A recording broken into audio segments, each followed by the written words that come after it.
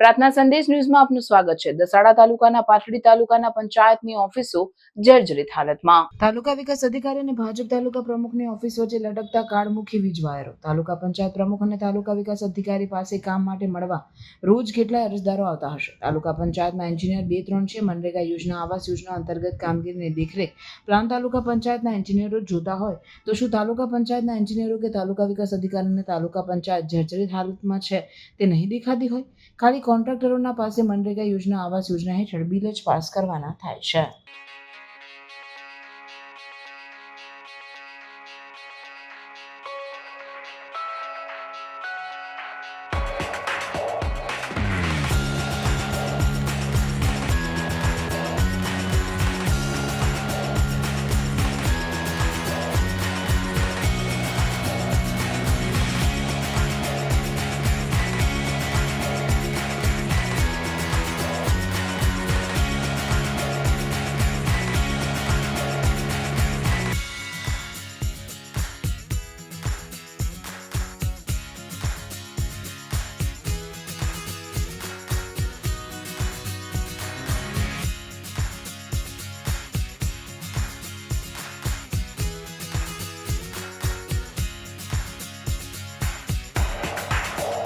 સંદેશ ન્યૂઝની તમામ લેટેસ્ટ અપડેટ્સ માટે ચેનલને હમણાં જ લાઈક, શેર અને સબસ્ક્રાઇબ કરો।